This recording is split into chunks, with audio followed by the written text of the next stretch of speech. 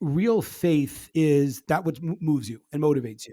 And I think for a lot of people, myself especially, that is an evolution throughout your life, which the same as love, the same as career, the same as success, the same as motivation. It's something that you can either kind of never think about and just kind of always follow, or it becomes an ongoing dialogue with yourself throughout your life.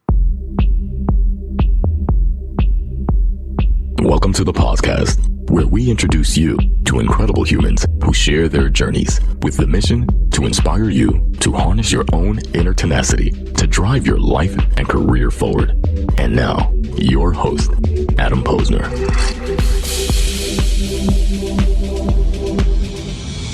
Hey, everybody.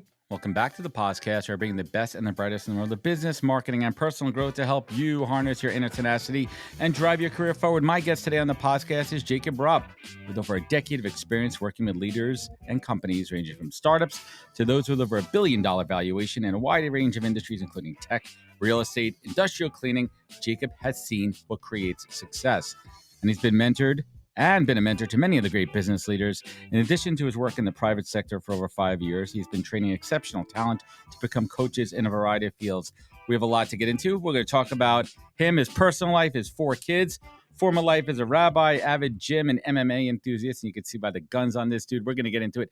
Jacob, welcome to the podcast, man. Thank you, Adam. Good to be here. Awesome to have you on. And we were talking before about your background and upbringing, and like, how can you tell I'm Jewish? I'm like, I think the yarmulke gave it away there too. And as a fellow tribes member, we could certainly tell these things. One thing I just want to talk about quickly, MMA. My little dude, 6 years old, Brazilian Jiu-Jitsu. It's been the best thing in the world for him, and I really haven't talked about it on the show. He's been in it for about a year and a half, and he is all boy, 6-year-old, crazy as could be. And there's a lot of things he doesn't want to go to, but something about jiu-jitsu, he never says he doesn't want to go. He is disciplined. He is focused. Why do you love, the mixed martial arts and combat sports so much? What does it do for you? So there's a couple of things. Number one is that a lot of ways, it's like with jiu-jitsu, it's like physical chess in the sense that it's a very much thinking man's sport, or thinking woman's sport. And what that means specifically is that we will oftentimes, I try to look for things in my life that are equalizers, things that, because again, when you swim with the sharks, oftentimes it's pretty easy to feel kind of like bad about yourself if you don't do a lot of mindset work. It's like, oh man, even if you listen to some of the most successful entrepreneurs, there's this one gentleman, there's an amazing show that I listen to that's run by the head of Spotify, and he interviews, his whole thing is like interviewing. It's called Big Daniel Shot. Yeah.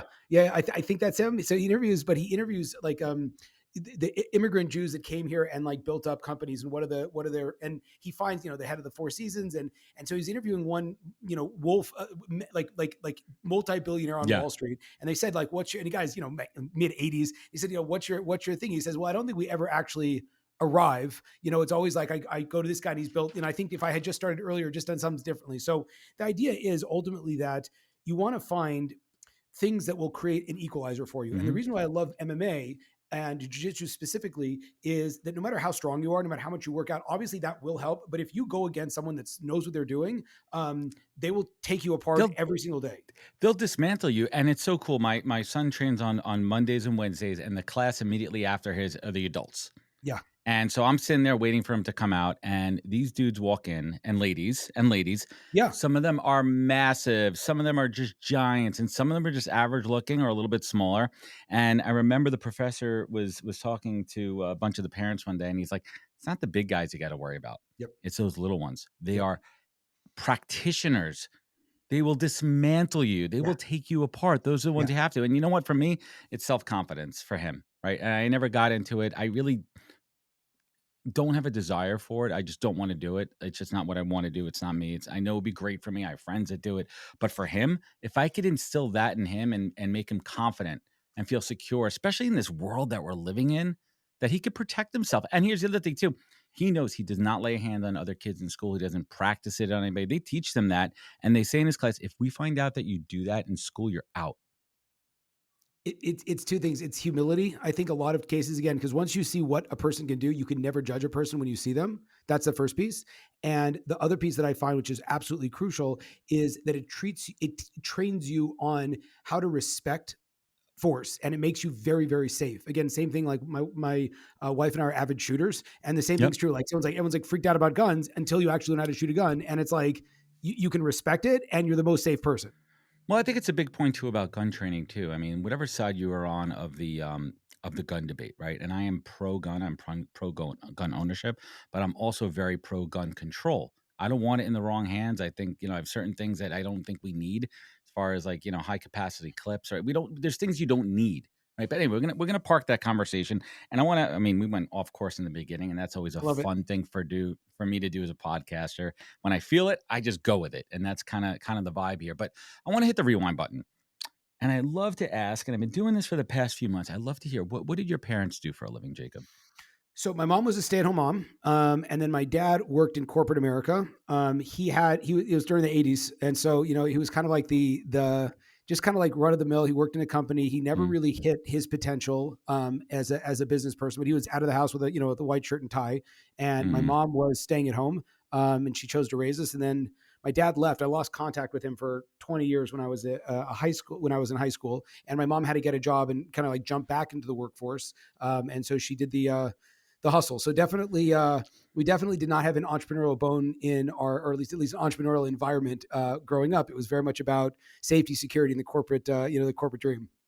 well, it's interesting too. I mean, you look where you are now. It's like how the heck did you get to that point? But before we even get to that, talk to us a little bit about choosing down to go the path of rabbinical school. Was that something that was instilled to you from a family perspective? Like, why'd you choose Not at that all. route? Not at all. No, it's Where'd funny. that come from?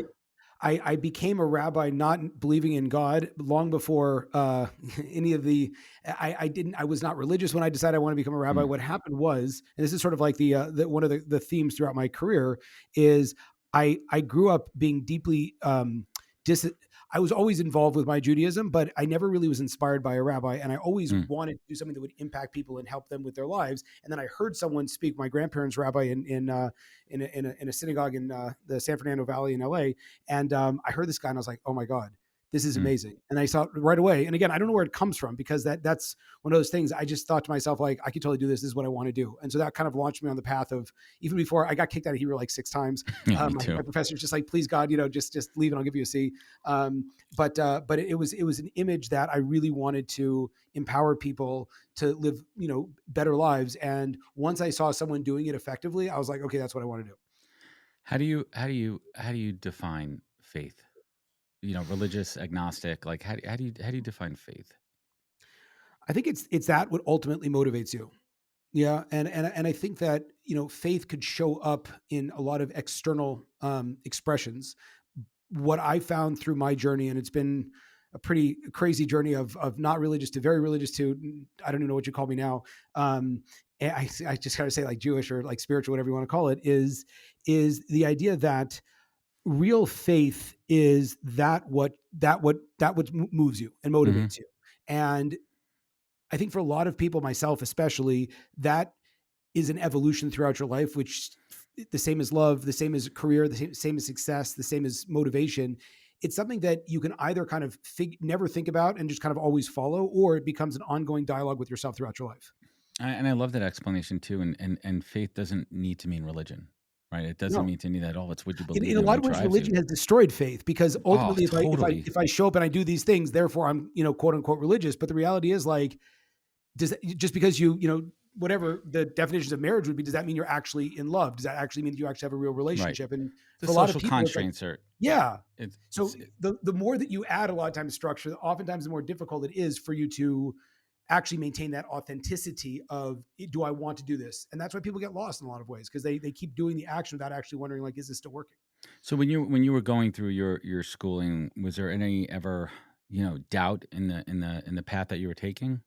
You ever think of bailing So out? the interesting thing is, thanks to Hotmail and being able to like hack into old email accounts and see what you're talking to your Right. friends and parents and girlfriend at that time about. It's like I always knew that that I guess you can call it like leadership was something that was deeply motivating for me. I could not do a normal job, but I was always very concerned about how I would create a financial future for Hmm. myself. And that was something going back to my parents that was not super clear in that I was sort of presented with a duality that either I could have meaning or I could have money. And go ahead. Right, right. Like, why can't you have both? Well, I didn't know that was possible. And the Right. funny You didn't thing know was, I back think, then. yeah, how are you supposed to know? And so I picked meaning, but I also remember going back and like I was always fascinated by, nice cars and a nice the nice things in life. So Right. because That's I fine. experienced a lot of poverty growing up, not poverty, but like lower middle class and a lot of economic insecurity, like I always knew I wanted to be successful. I don't- Was that similar for you, or what was your experience like? And no, I mean that's a fair question. I mean, I grew up in a middle class household. Both my parents were teachers.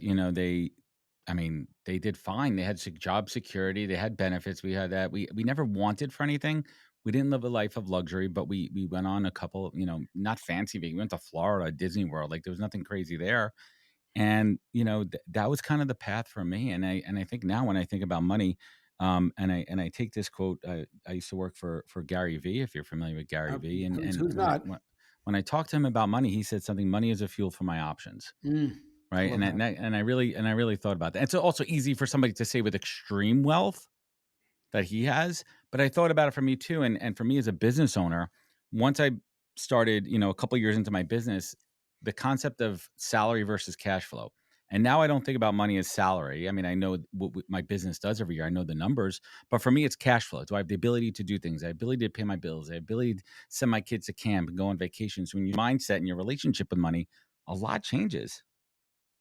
I would just say that was the biggest thing coming from a tremendous. I was like super super broke when I was trying to launch my business, and one of the things that I noticed, and again, the coaching industry is a lot like the rabbinic industry, which is that there's a lot of stuff that people are doing, and also like I'm like, is this like what people actually need to be successful? And what I noticed was that most coaches don't stop because they don't love coaching. Most stop because they don't make money. And so for me, it's Mhm. always like focus on how do you make money first, not because money is important, but money keeps you in the game so you can get better It's a and you can fuel. keep doing what you're doing. It's Yep, it's it's a fuel. And exactly. when you think about that, when you understand the concept of cash flow, accounts payable, accounts receivable, bills, and all that stuff, it'll put your mind to rest. And when it's bad, it's Yep. bad.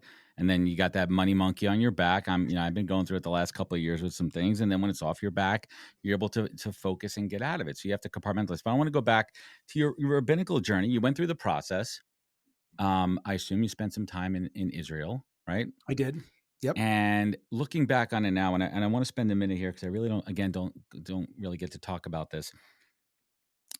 After October 7th, which was horrific, the second worst, moment in Jewish history. Well, you could go back many years, but it's pretty. We have a bunch of we have a We have lot a of those. lot of Just bad maybe shit, those the worst one in recent memory. Yeah, right? yeah, yeah, And yeah. and and you think about it, one of the, dare I say, silver linings is that, especially where I am now and so many other towns around, the community came together. The Jews came out of the woodwork, so to speak, and we bonded, and not so much by religion, but by faith and who we are, and the fact that we have to protect our people, and the world is against us. It's a scary place. Like, how do you talk to your kids about this? Like, how do you? Because that's the hardest part for me. Is like, I want them to know what's going on, and it's hard. I have a 6-year-old and a 12-year-old. The 12-year-old knows, and she's the one I can have conversations with.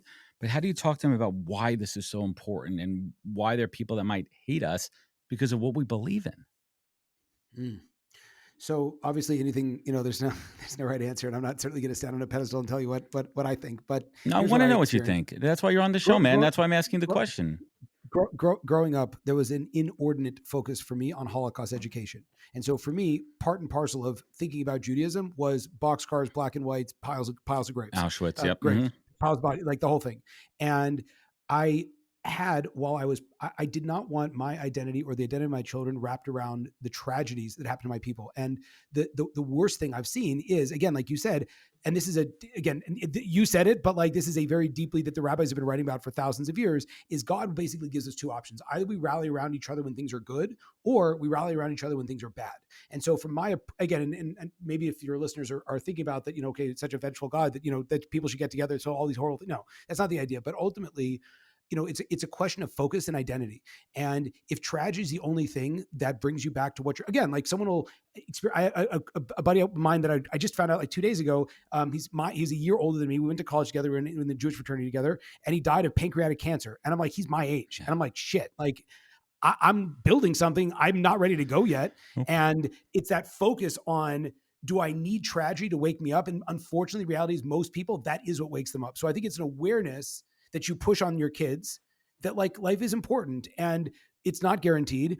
And again, this is something that I think is much broader than just a Jewish context, but Judaism actually really is very much about this, Mm-hmm. finding those moments. It's a Sabbath. It's every single Mm-hmm. moment can potentially be infused with meaning and purpose. And if you have that, so then the tragedy will not throw you off. The tragedy will reaffirm a lot of different things. It's that, you know, this message is very important, because when you have confidence, when you have a sense of value, then you become incredibly powerful. People become very jealous of you because there's nothing that people can do to like push you off of that. And on the flip side, if not, you become very again, it's very easy to get lost. And again, I think that in general, we kind of suffer, at least in America, Right. with this lack of meaning.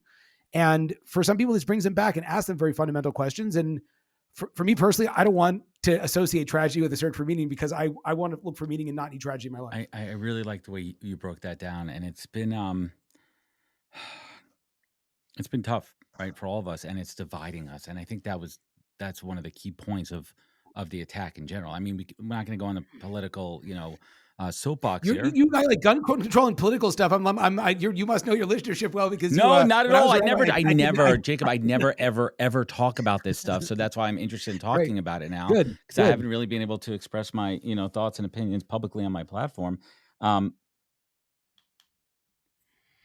how is there an end in sight? Is there an end in sight, or is this just go back, 10,000 years of look back at the spectrum? This is just a par for the course. So at the end of the day here, let me tell you, the Greek view of the world is that the world is going on forever. And the gods of the Greeks were basically super people, right? All of the Marvel characters, Mhm. it's just modern day Greek mythology. The concept that the monotheistic religions brought to the world, Judaism, Islam, Christianity, is there's a concept of hope because the future will be better. Mhm. And so you cannot be a person. And again, if you think, again, Jews are a very small minority, we're 0.02% of the population, but we also heavily influence Islam and Of Christianity. course. And that's the mass majority of the world, frankly. And so you can be a very well thinking person that has also a sense of hope for the future. And so the answer is that and that's the same reason that Maimonides says, famous Jewish he's a doctor and a rabbi in the 1200s from Morocco and Egypt, I believe. And he always says, the world is built by stupid people, because if anyone would think what goes into building a business, building a marriage, building a family, building anything, no one would actually try. No, right? no. But we don't know it. So on one hand, we have this element of not knowing what the future. So we do show up day in and day out. We do try to educate our children. We do try to like build a business. And as a person of faith, what we want to do is to know that at the end of the day, it's going to be okay. We are marching towards a path. Again, you can probably attest to those moments in your life also, which were like absolutely rock bottom. When I lost my job as a rabbi, when I hit rock bottom, I've gone through horrific struggles, my family, my marriage, my health, and like, those have always been springboards to something bigger. And so I think that that's kind of the concept, that we can't get disheartened, because that's not a Jewish value. It's adversity, and when you look at adversity as a gift, your whole perspective changed. So getting back to your story here, what happened, man? How'd you get kicked out of being a rabbi? What happened? So Robert Greene has an amazing book called The 49 Laws of Power, which I think anyone probably listening to the show is well familiar with. And he had a concept that, again, and I want to speak very, very highly about all the people that I worked with. There's a concept, number one, called never outshine the master. And when you don't run your own business, you are always, no matter how talented you might or might not be, you are always going to be expendable. And when you become too expensive, when you become too demanding, when you think you're so good and it's not your company, guess what? There's not a space for you. And so ultimately, for years, I had seen the writing on the wall that, ultimately it wasn't a great fit, but because I was so in love with the work that I was doing, I was working at UCLA and I was working with college students, and it was like the greatest opportunity. I was making, a great salary for someone, and I was doing I love the work, but I didn't have in mind, what are my next steps? And as a result, I grew too much in the position. I got too comfortable, and I became a liability for the organization. So ultimately, it was just politely told for me to move on, but I hadn't made plans to move on. And so I stayed on too long, which is ironically, with a lot of people in teaching and spiritual leadership, like they stay on because like the money's good, the job is fun, and they haven't thought about what are my next steps. So, during that time, were you diversifying from a business perspective? Were you dipping Hell your no, toe? I know, man. I was all in. I was So, like, I'm so good. so then Not at what? all. So then what, man? Like you're out. I'm like, hey, am I going to go back in? Am I going to find another channel for being a rabbi? Or hey, listen, I got to make some money. So here's the deal. Ultimately, I kept coming back to, I made about $100,000. Again, obviously this might be, I don't know if this is appropriate or not to say on the show, but I was making $100,000 when I was like 24. That's good money back then. That's what I'm saying. And I had like one kid and we had like a great deal in terms of rent. And so all together, my buddy told me, and he was, of course, he's an entrepreneur and he's a lawyer. And he's like, dude, put your money away, put it away. And I was like, dude, this is awesome. I bought new cars. Not, whatever. Like we're talking like an Accord, but like, Yeah, let's keep it real here. yeah. But the reality was I never thought about it. And so what I ended up doing is I kept trying to find $100,000 approximately jobs, which meant I was doing more and more work that I enjoyed less and less. And I had a massive major, like, I call it hopefully a quarter life crisis, but I was doing work I didn't love, which was tragic because I was working with people and you have to love what you do if you're working with people. And I was dying on the inside and financially. And it really wasn't until a colleague of mine who had known me and what I was like when I was doing that rabbinical work, kind of like sat across the table, looked at me and said, you are a shell of yourself and you are worth, you could do so much more. That spark got reignited. I'm like, yeah, I actually could do more. And so it was a lot of heartbreak and moving around and fighting things that didn't work for me and failing, to be honest, after that. So what was it? What was that first successful business? So the first successful business that first time you're like, you know what? I got this. I could do it. We're going to be okay.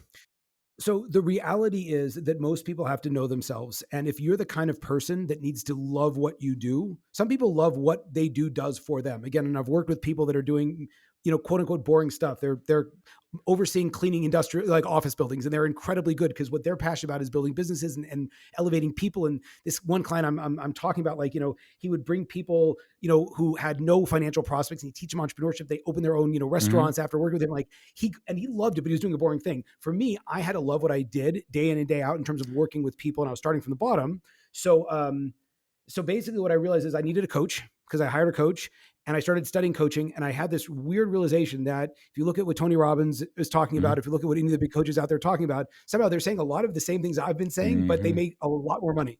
And so I saw an opportunity. I was like, wait a minute, I could also teach people, but not do it from the job side. I could just start doing it from a coaching consulting side. So that was my first wandering into that business. And thank God over a very short period of time, I always loved entrepreneurs and business people because I always wanted to be one, low key. And so I had a little bit of a reputation. I had studied mindset and, how to think and how to like project out what you want in reality for many, many years as a rabbi.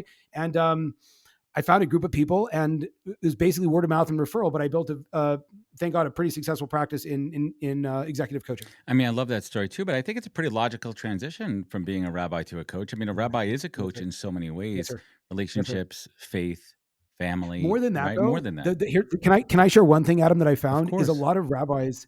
I always say that information is free. So a lot of rabbis love to talk and teachers love to talk and speakers love to talk. And the most effective coach says nothing or very, very little. And so that actually was a transfer of skills where your brilliance has to go to the back burner and you can carry that with you, kind of like jujitsu, where you can throw down if you need to, but 9 times out of 10, just the fact that you can means you don't actually have to, and you allow the other person to flourish. Right. You keep that in there. So, hey everybody, I want to talk about a product and platform that I absolutely love and our latest sponsor, Interseller, the prospecting and outreach platform of choice for recruiters and sellers. Whether you're doubling down on business development or recruiting talent, Interseller does all the heavy lifting of finding contact data, automating the email and follow-up process, and syncs all that rich data into 20 plus CRM and ATS platforms. Reach out now and get going on a 2-week free trial and let them know you heard about it from Adam on the podcast today. Check out the link on the website. Appreciate it. One of my notes here, you talk about the lie of modern education. Let's unpack that. First of all, it's the largest water bottle I think I've ever seen in my entire life. What that? Oh, someone calls me like you're one of those. I thought this was big. I mean, this is a decent size. If everyone out there is going to be new merch coming out, podcast branded. It's not just a sticker on it. I love it. But how big is that water bottle, dude? That's like at least 2 gallons. That's a gallon, sir. That's a gallon. That is a gallon. That looks bigger than a gallon. I'm gonna. Nah, it's just a gallon. It's not right. So let's talk about the lie of modern education. What's this all about, man? So basically, one of the things that I noticed is that education has become, again, going back to faith and, what are we actually doing here? I went to a great school. I got great grades and I did no work and I basically learned nothing. Again, for the record, I met the woman I would eventually marry. I met my best friend. I, developed my Jewish identity, I guess you can say, but like UCSD doesn't get credit for that. That was kind of the, I could have theoretically done that anywhere. What I found was, and this is really where I launched my second business. My close friend's wife is getting a PhD as doing educational working with kids. And I talked to my friend. They're 120 grand in. She's been working for 4 years for free, and when she comes out, she'll make $250 an hour. And I was like, oh my God. When I coach, like my first coaches, the coaches that I train, they'll make that in the first, I've had people make 10 grand the first week. And so there are certain people that want that specification. And on the other hand, that specification, that certification rather, is incredibly expensive. Mm-hmm. And my dream is to create a world where people can basically leverage the skill sets they already have and the life experience they already have and help other people with it. And I would just kind of cut out that middle stage of education, as I think in a lot of ways, like the political machine has become incredibly bloated, very unclear what it does, and doesn't actually deliver, but takes a lot of money to not actually deliver. It's absolutely insane. I mean, we have friends with kids going into college, and a lot of them are going out of state. They're going out of state schools, and some of them are $90,000 a year. And I said, first of all, your kid is going to a party school, a big sports school. Do you think that's going to fucking matter when they're out on the job market? I'm a recruiter. I know this. The only thing that really matters, and it's been devalued a lot in the last few years, is an MBA. That's been devalued. Yes, if you want to go into a big four consultancy or accounting firm, or certain schools get recruited from, yes, but that's the elite. There's this whole big section of the middle of the road schools that you're not going to make a difference. But this is what it does. Can I tell you something crazy though? Even at those big accounting firms, most people are not going to make more than 100 grand. I mean, again, maybe very few, but not in comparison to their education. No, you'll never make that money back. But I mean, I do say this. Listen, I two schools of thought. Like, I mean, my five years in school, I went to a state school, saved my parents a ton of money. You learn how to be an adult, right? You learn how to be on your own. You learn how to take care of your own shit, and there's a ton of value to that too, in your own identity. But so many other folks, people that choose not to go to colleges, that go down the vocational path. I mean, there are so many tradesmen that make so much more money than so many people I know have spent so much money on MBAs and doctorates too. So you know what? In this day and age with YouTube and all these other online, you could learn so much just through osmosis and learning and doing it on your own, that you don't really need the college education. And even companies, even these big companies, Fortune 500 companies, are lowering or removing that college degree from many roles. So what's the value in here's it? the thing that also to consider. No, I think the other thing to Anything you consider learn is that a lot outdated of by the time you times- get out. And more than that, the people that are teaching you in college are oftentimes not necessarily the people that have actually done it themselves. They're not And so practitioners. again, No. exactly. And so the idea is, you get tenure, you're working, you're getting a steady paycheck, right? You're incentivized to be there and to keep being there. And again, I had a client that runs a large real estate company. And I remember asking him, and again, I like, what do I know? I'm a rabbi. So he was like really trying to scale. And so he said, I said, well, are there people in your city that are doing, a lot more than you? He said, yeah. I'm like, who are the two? And he gave me two names. And I said, why don't you go talk to them? And I said, okay. And he said, okay. And I challenged him to do that. And what he came back was, he said, I've been playing way too safe. Both of those guys have gone broke about 3 or 4 times. I've never gone broke. And I said, yeah, there you go. So it's that same thing. Who's going to tell you that if someone never went broke, if someone got a job and has been paid? That's not real entrepreneurship. Entrepreneurship is like, it's real character development. You have to have grit. You have to have the ability to go after something. You cannot show up day in and day out doing the same stuff. You have to have a heart to really build it. Ah, man, you're preaching to the choir, man. Like, and I say this all the time. If you cannot go out and kill what you eat, you don't have what it takes. If you don't have the ability, and this is no knock on people that are W-2, salaried folks that get a paycheck every week, because they're the lifeblood of this country. My wife, our friend. I mean, listen, plenty of people do, but it takes a certain character. Entrepreneurship sounds sexy, and we've glamorized it with Instagrams and the TikTok influencers, and you see people with their jets and their money. That's not the reality of it. The reality of it is showing up every single day, even when you don't want to. Right? Like my friends talk to me all the time. They're like, you're going to take vacation? I go, I take vacation when my wife wants to take vacation. I don't just take I don't get vacation days. I'm working on the weekends. I work when I need to, because it's my business, and no one's going to care about it or work harder than myself. Adam, can I tell you the thing that I love the most about what you just said is also, though, for people listening, is that oftentimes there's a Jewish concept actually that says that at the end of a person's life, they're going to see all of the challenges. And for the people that didn't step up to it, the challenge is going to look like, it says when people are going to die, two people are going to cry. Everyone's going to cry, right? The people that didn't step up are going to perceive their challenges as a hair's breadth. And the people that did overcome their challenge are going to see it as a huge mountain. The reality is oftentimes with entrepreneurship, once you learn how to get punched in the face, again, the first time I got punched in the face, face, I was like, oh my God, I just got punched in the face. But I was like, I just got punched in the face. I was fine. I'm still here. Right. And so when people learn how to sell, when people learn how to get better, when people are willing to just get in the ring, it's actually not that hard.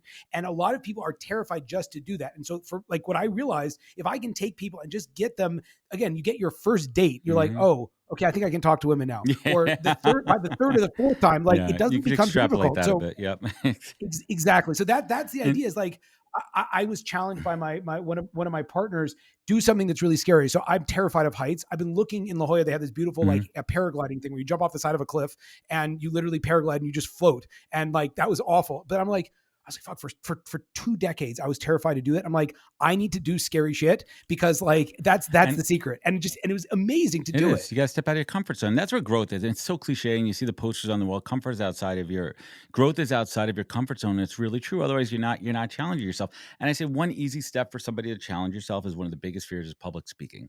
And for me, wasn't that it was scary. I mean, been doing this for 5 years. So it was a logical progression for me. But that first time I stepped out on that stage and those lights are on, and there's a couple hundred people there, I felt it.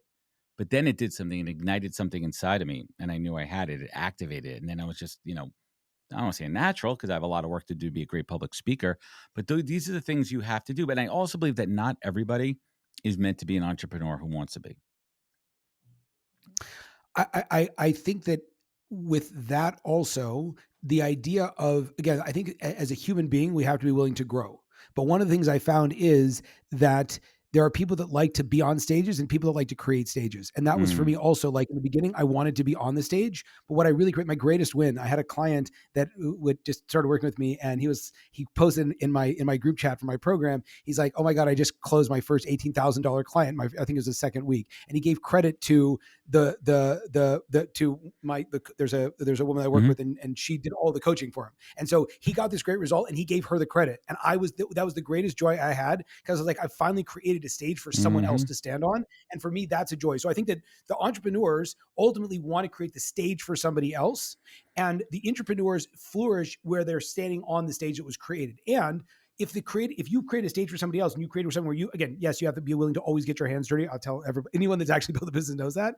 And at the same time, if you create that flywheel, that system that works for you, then you can go off and do the other kind of creative work you do where you can have smaller stages where you can be creative, you can share your ideas, you can run a podcast, you can speak publicly. So that's an important thing for people to think about is like, do I want to create the stage or do I want to be on the stage? Yeah, and the entrepreneurs want to create the stage. So let's talk about your coaching practice for a bit. And you've learned from yes, sir. Who do you look up to in the coaching world? God, who do I not look up to in the coaching world? Well, I think there's also, let me jump in for a second. I think in this day and age, it's a cool thing to do. I think there's a lot of charlatans out there, a lot of snake oil salesmen, a lot of folks that are just selling the shovels. And I see it a lot in the career coaching world, especially in the last couple of years with the downturn of the economy, right? Those who can't coach, right? Like you kind of hear that too a little bit, but I think a lot of people out there are trying to coach with no experience on things that are above their pay grade. And it's easy and hard in some ways to suss out the good ones, to smoke out the good ones. So how do you stand out? Like how do you separate, yourself in the pack and kind of define your coaching business? I went on a little rant there. Sorry. I love it. And you switched the question. So I'm going to answer the follow-up question because I think that was the one you really wanted to ask. And I'm going to say I want the first one too. I mean, who do I look up to is ultimately, I look at a coach as sort of a soul teacher, which is basically you oftentimes find that person and the people I've always hired. Again, people talk about, I need a big social influence of following. I'm like, I've been on Grant Cardone's email list. I love that guy for years. I've never spent a single dollar with that guy. On the flip side, I paid a guy $15,000 an hour who I didn't even know because we sat down and I looked at what he was doing and I was like, how the hell do you do that? And he said, well, I'll teach you if you pay me. And I was like, I'm paying you. Right. So the reality is that I look at people who have done, but the other side is and this is to answer your second question, how do you differentiate yourself? Is you have to be confident enough to find really great clients. Now you said people are coaching outside of their integrity zone. Let me tell you something. I was coaching at my second client that I was paid runs a massive real estate company. He's made more money multiple times over, older than me, smarter than me, much more accomplished than me. And what value did I bring to him? I created a framework for him to show up and actually work on himself. And so the crazy thing is that the most effective coaches, again, you look at Tony Robbins and like, obviously no one can like knock what he's accomplished. It's amazing. One of the things that he's done though, is he's coached truly outstanding individuals. So he's worked with a Ray Dalio. So it's like again, Tony Robbins charges lots of money, but he's found the most talented people. When he coaches Conor McGregor goes out and builds $1 billion business, right? He's not looking for, so a lot of times the coaches, because their own insecurity will try to coach down. And I'm always telling people, coach up, because you're going to look a hell of a lot better. Oprah, Serena, they all have coaches. They all have coaches, right? Because all of us, no matter how, even the greatest of the greats, they have blind spots. They have weaknesses. No one is a complete 360, perfect human being. We all have flaws, and the ones that recognize them and have the self-awareness and vulnerability and openness to understand that. When I a couple years into my business, beginning of the pandemic, I took a PPP loan and I invested in a coach who changed the way I approach my business, giving me systems and mindset. And when things were rough the last couple of years for me, I went back to that playbook and I went back to that investment and it helped me. And I went back to the tactics, strategies, and mindsets. And I'm like, you know what? I actually have a call with them tomorrow, right? Like, awesome. That's what I need. And like, you have to be open to getting help and asking for it. That's one of the hardest parts. It's not so much the money per se.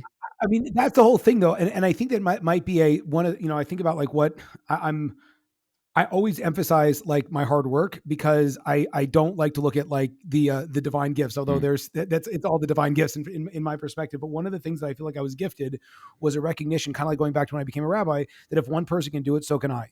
And so for me, I've never been interested.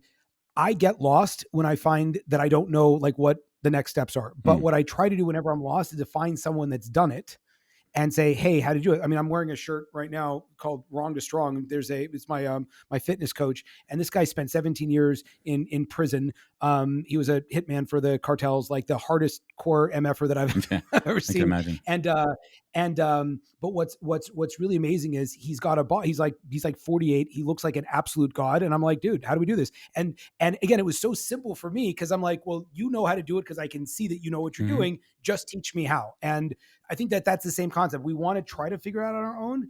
Overwhelmingly, again, even Steve Jobs talks about that. Like when he was building up Apple, he was constantly talking to people who are very generous. And the other crazy thing is, successful people are thrilled to talk shop with you and to help you. And the way that you oftentimes buy in and get them is to either pay them or to do such a great job that they actually want to help and mentor you. You look like you're going to say something very exciting.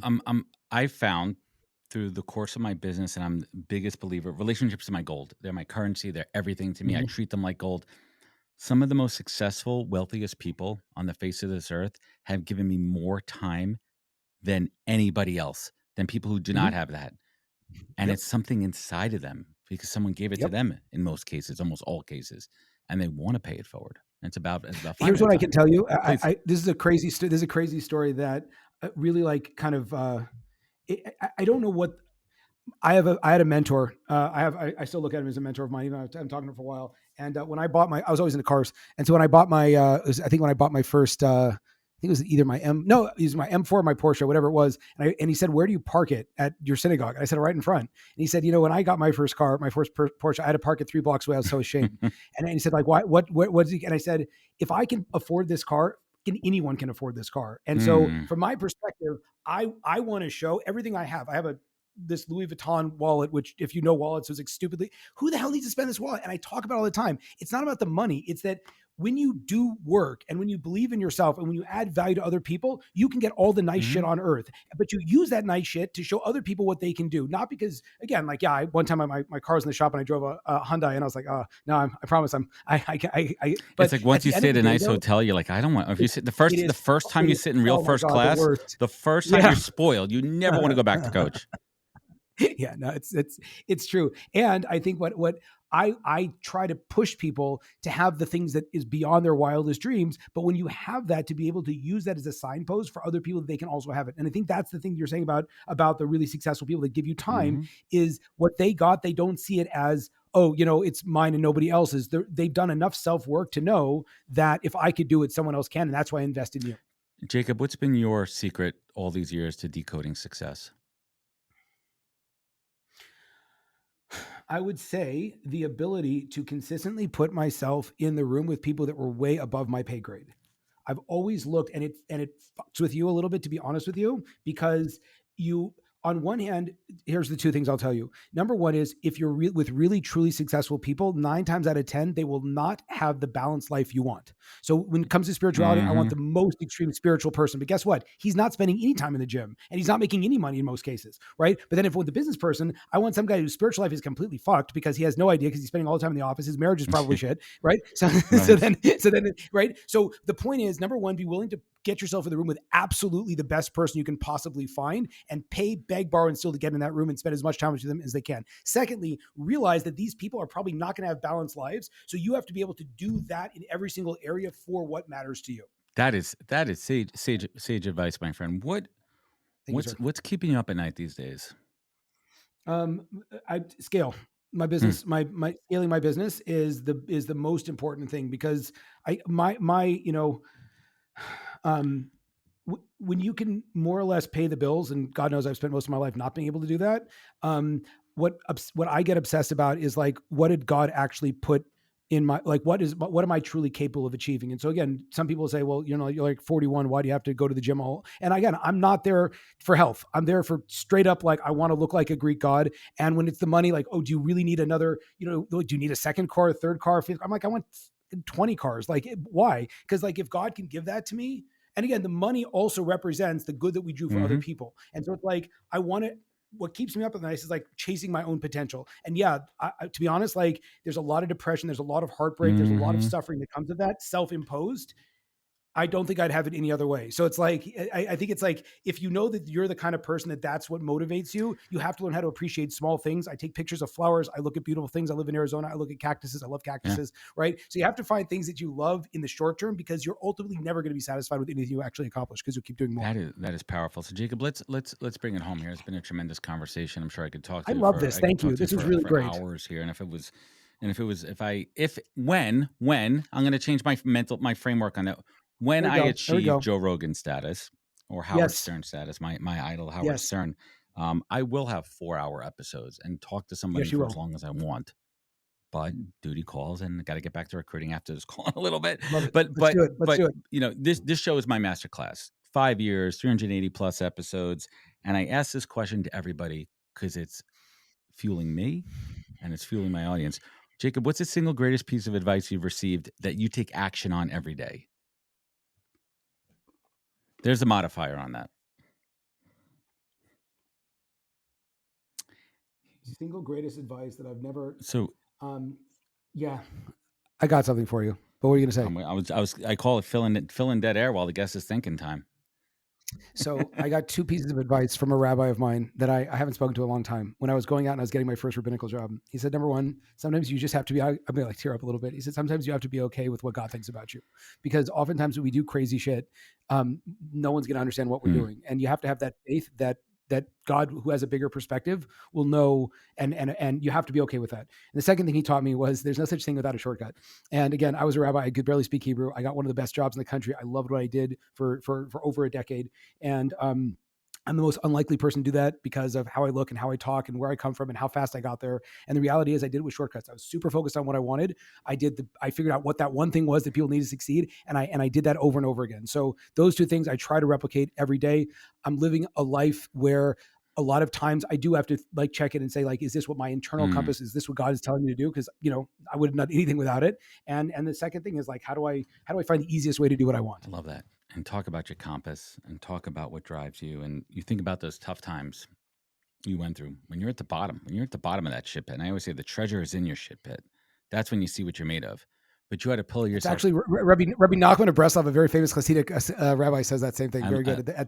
From the depths of hell, that's where you find God. And I truly believe in that. But you look back at your life and you think about those tough times when you had to dig down deep inside and harness that inner tenacity and pull you up and keep you focused. And now, Jacob, when you sit here with gratitude and appreciation for this life that you're building, these people that you're enabling, this family that you built, what keeps you focused? What is your compass? Jacob Rupp, what is your North Star in life? Never try to walk out of hell. Just stay there forever. To always be willing to get in it and to stay in it. And if you're out of hell, you got to find your next pit to walk into. So it's I think that ultimately is what a lot of times people will again, like even on a marketing side, I was given some feedback that, you look like one of those sales douchebags that, with your hair and your muscles and your whatever it is. And and the reality is when you talk to me, you're like, oh no, like you care about people and you care about all this stuff. And I'm like, yeah, it's just all like on the outside. And so from my perspective, the only way I've been able to stay moving forward is to really love the work and to assume that I'll just give up that dream that I'm going to hit a point where like I'm sitting on that beach and I'm not going to have shit on my head. Cause ultimately like I'll just end on this idea that it says that Jacob, the forefather Jacob, the patriarch from the Bible, like he reached a point in his life where he wanted to retire, and then God threw one of the most terrible epics in his life at him. And the idea is that a righteous person, a great person, a person that's growing is never supposed to opt out for the easy. It doesn't mean that you're not supposed to have an easy, pleasurable life, but in reality, you have to be open to staying real and to staying open and to grow. I love it, man. I want to thank you for your time. Love this conversation. We could keep going for a long time, but everyone check out businesslift.com where they could catch a free training and how to launch and scale their own coaching or consulting business. Connect with Jacob on Instagram, rupp.businesslift. We're going to link it up in the comments. Where else? Did I miss anything? Where else could they connect? I spent a lot of time on social media, so just look me up, Jacob Rupp, anywhere, and you should hopefully find me. This has been awesome, man. Well, Jacob, I want to thank you so much for joining me, and everyone listening at home. If this show resonated with you, email me, shoot me a note. Let's chat. Adam@nhptalentgroup.com. Just don't spam me, or I will a million time X spam your inbox and make it hell on earth for you. No, I'm kidding. Seriously, you know where to find out more. Follow us on the social media channels at NHP Talent on Instagram, thepodcast.com. Remember, look out for each other, be good to yourself, be better to others, and catch us next week for another great episode of the podcast. Take care, everybody. Wisdom is forever, but for us, it's time to go. Thank you for joining us. Luckily, we'll be back with our next episode soon, jam-packed with more incredible humans. Thank you for listening, subscribing, and sharing. To join the conversation, search the podcast on LinkedIn. And to catch up on past episodes and more info, please visit www.thepodcast.com.